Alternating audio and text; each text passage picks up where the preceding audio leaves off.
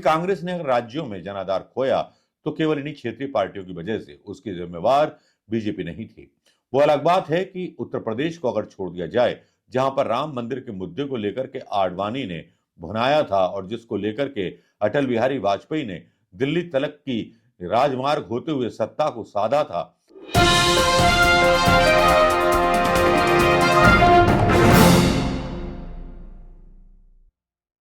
दोस्तों नमस्कार। अगर कुछ पत्रकारों की माने तब वो कुछ पत्रकार ऐसा दावा करते हैं कि क्षेत्रीय पार्टियां जो कभी बीजेपी के साथ मिलकर के कांग्रेस के खिलाफ सियासत करती थी, कांग्रेस के ऊपर आरोप लगाती थी, आज स्थिति यह है कि वही क्षेत्रीय पार्टियां आज कांग्रेस के साथ खड़ी है और बीजेपी सत्ता के केंद्र में है।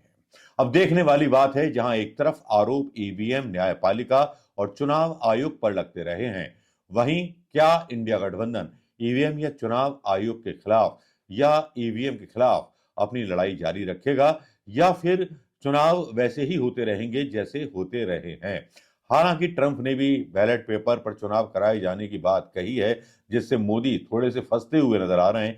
लेकिन यहां पर जो पत्रकार अनुमान लगा रहे हैं और जिस तरह से केजरीवाल को दिल्ली में नुकसान उठाना पड़ा है गठबंधन ना करने का, उससे इंडिया गठबंधन के क्षेत्रीय दलों को थोड़ा सा सोच में तो डाल ही दिया है। क्योंकि पहले कांग्रेस को झटके लगे थे जब आम आदमी पार्टी ने कांग्रेस को गुजरात में, हरियाणा में और गोवा में झटके दिए थे। अब बारी थी कांग्रेस की और कांग्रेस ने दिल्ली में झटका दे दिया अलग लड़के।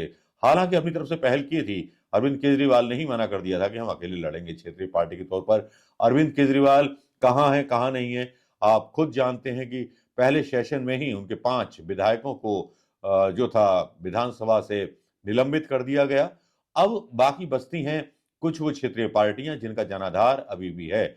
जैसे कि उत्तर प्रदेश से सत्ता का रास्ता होकर के जाता है, वहां अखिलेश यादव अभी भी अपने उस बहुमत में हैं जिस बहुमत के आधार पर उन्होंने 41 सीटें लोकसभा में पाई। और उधर दूसरी तरफ है बिहार में तेजस्वी यादव, जो उतना आशा अनुरूप अपना जो था प्रदर्शन नहीं दोहरा पाए जिसकी आशा थी। और वहां पर जनता दल यूनाइटेड भी नष्ट होने के कगार पर है। बीजू जनता दल नष्ट हो ही गया है। ये वो पार्टियां हैं जो कांग्रेस विरोध में आज तक राजनीति करती रही और कांग्रेस का अच्छा खासा नुकसान इन क्षेत्रीय पार्टियों की वजह से हुआ। क्योंकि कांग्रेस ने अगर राज्यों में जनाधार खोया तो केवल इन्हीं क्षेत्रीय पार्टियों की वजह से। उसकी जिम्मेवार बीजेपी नहीं थी। वो अलग बात है कि उत्तर प्रदेश को अगर छोड़ दिया जाए, जहां पर राम मंदिर के मुद्दे को लेकर के आडवाणी ने भुनाया था और जिसको लेकर के अटल बिहारी वाजपेयी ने दिल्ली तलक की राजमार्ग होते हुए सत्ता को साधा था। भले ही बीजेपी उस जमाने में अपने बहुमत से दूर रह गई थी, लेकिन आज हालात बिल्कुल उलट हैं। आज कांग्रेस विपक्ष में है और वो क्षेत्रीय दल कांग्रेस के साथ, और बीजेपी जैसे एक सुरसा का मुंह होता है, अपना मुंह बढ़ाकर के क्षेत्रीय दलों को धीरे धीरे नष्ट करती चली जा रही है और उनकी शक्ति को क्षीण कर दिया है। चाहे वो आपके उड़ीसा में हो, चाहे आप देख लीजिए महाराष्ट्र में शिवसेना हो, और शरद पवार जैसे लोगों के साथ गठजोड़ कर कर और उद्योगपतियों के साथ गठजोड़ बीजेपी का वाकई एक बखूबी मिसाल है। बाकी की रही सही कसर पूरी हो जाती है, जिसका कि मैंने पहले नाम लिया कि ईवीएम और चुनाव आयोग।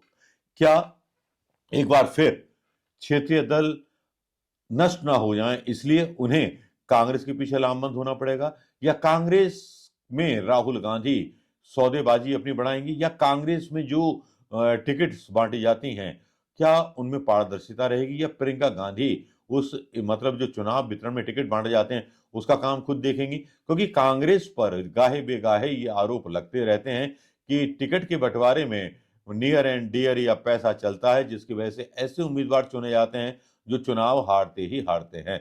ऐसा कुछ सहयोगी दल भी कांग्रेस पर आरोप लगा चुके हैं।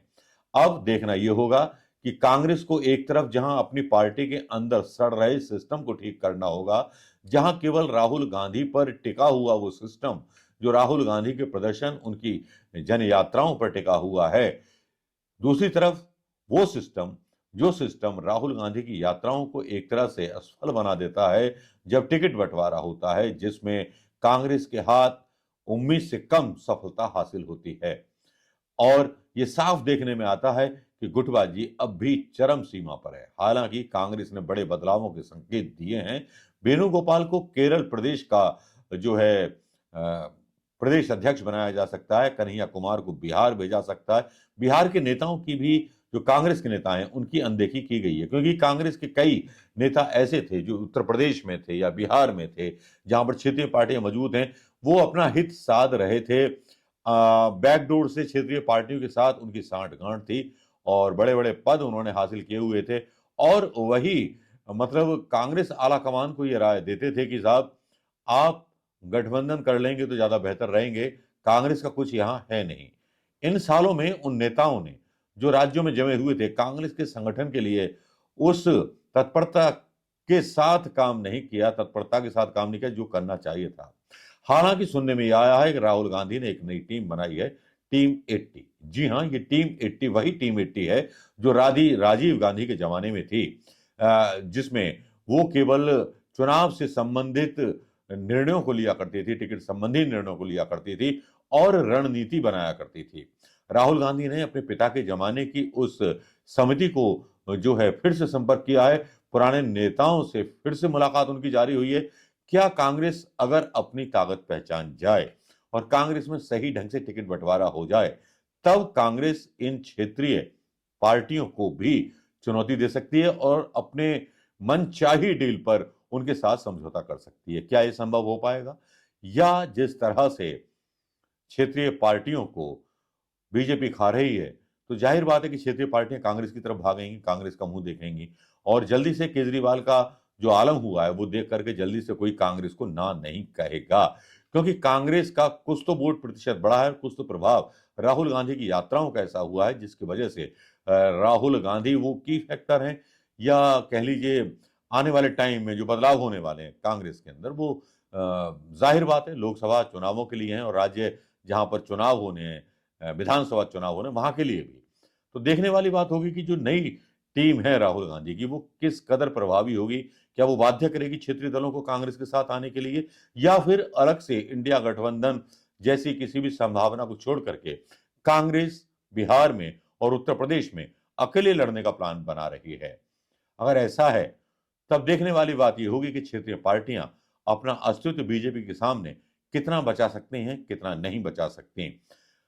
सब कुछ डिपेंड करता है कांग्रेस की राजनीति पर। कांग्रेस की जो है क्षेत्रीय दलों के साथ मिलकर चलेगी या क्षेत्रीय दल कांग्रेस के साथ मिलकर के चलेंगे, क्योंकि कांग्रेस इस वक्त क्षेत्रीय दलों की बहुत बड़ी जरूरत बन चुकी है। आपको क्या लगता है दोस्तों, क्या वाकई में कांग्रेस बड़ी जरूरत है क्षेत्रीय दलों की, या क्षेत्रीय दलों से दब करके कांग्रेस को फैसला करना चाहिए, या बराबर का एक संतुलन बनाए रखना चाहिए राष्ट्रीय राजनीति में, जब लोकसभा सीटों का बंटवारा हो और सही लोगों को टिकट दिया जाए?